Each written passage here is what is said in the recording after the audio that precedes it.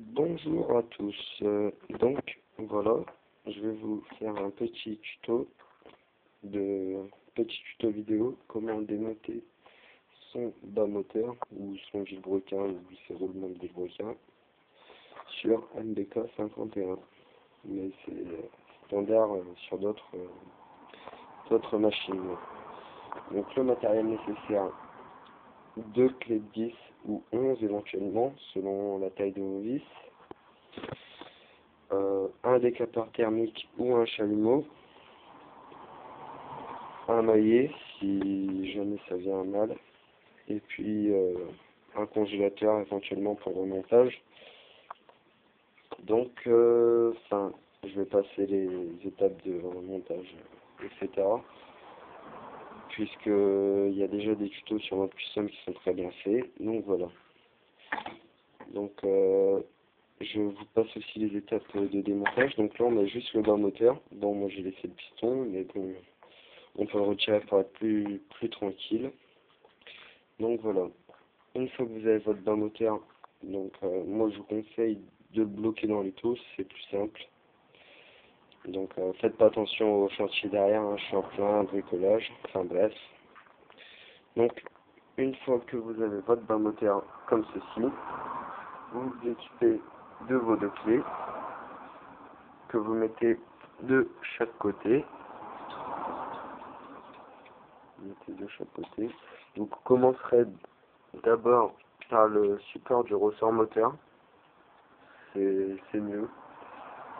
Donc ensuite vous desserrez, vous retirez chaque vis et vous les sortez et vous les posez dans un coin pour pas les perdre. Voilà. Donc voilà, j'ai retiré les deux vis du support de ressort moteur et le voilà qui vient. Donc voilà. Après vous avez uniquement votre bas moteur. Dans votre liste de matériel, vous pouvez aussi ajouter un dégraissant. Donc pour ma part, j'utilise de l'acétone que je trouve assez efficace. Vous pouvez également utiliser de l'essence, du white spirit, enfin tout ce qui vous tombe sous la main qui peut déterger efficacement les graisses. Voilà. Donc une fois que vous avez retiré toutes vos vis, vous allez me dire oui mais c'est bien beau, mais les carters ils sont toujours collés. Et c'est là qu'intervient le fameux décapeur thermique. Donc le voilà. Donc une fois que vous avez votre décapeur thermique, vous le branchez bien sûr, ou votre chalumeau, hein, c'est pareil. Il faut juste quelque chose de chaud, un sèche-cheveux sera pas suffisant. Donc une fois que vous avez branché ou allumé votre chalumeau, vous chauffez autour ici, au niveau des roulements. Donc vous le faites d'un côté, et normalement le carter viendra tout seul. Donc pensez bien à écarter toute source de tout bidon pouvant s'enflammer, genre l'acétone. On va bien l'écarter. L'essence c'est pareil, enfin mettez-vous dans un endroit où il y a un autre sort. Ensuite c'est tout simple, il n'y a plus qu'à chauffer, donc vous allumez. Et vous chauffez. Vous chauffez, vous tournez en rond comme ça.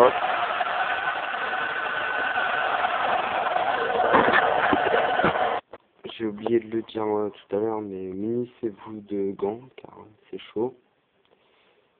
Et après, vous tirez votre carter. Donc je vais faire chauffer et dans un instant, je vais vous montrer l'extraction. Vous faites chauffer 3 ou 4 minutes, hein. C'est suffisant normalement. Donc vous pouvez aussi utiliser ce genre de chalumeau.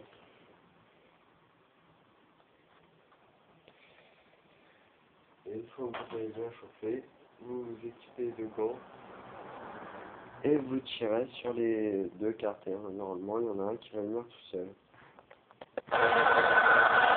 Donc pour vérifier que c'est assez chaud, vous pouvez postillonner, enfin cracher sur le carter. Normalement, on entend. Et donc c'est ça, c'est chaud.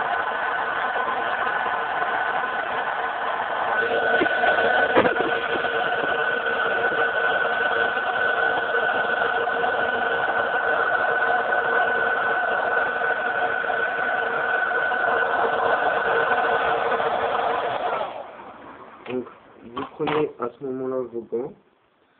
Moi j'ai des chiffons sur un trou de bœuf. Et normalement,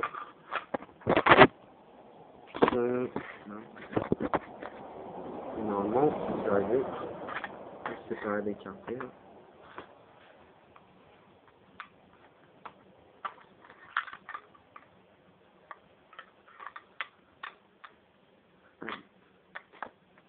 Faites gaffe, c'est très très chaud.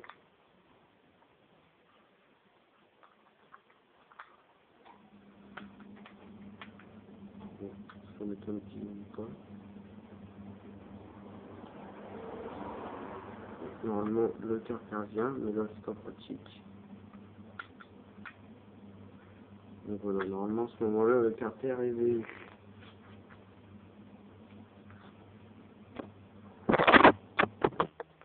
Donc voilà, normalement, vous obtenez ça. Donc après, vous avez deux méthodes. La méthode que je qualifierais douce et la méthode que je qualifierais plutôt bourrin. Donc la méthode douce, vous faites chauffer le carter et vous répétez l'opération en attendant que le vilo tombe tout seul. Ou la méthode que j'appelle la méthode bourrin, vous mettez le carter dans l'étau et vous tapez doucement au maillet. Donc moi je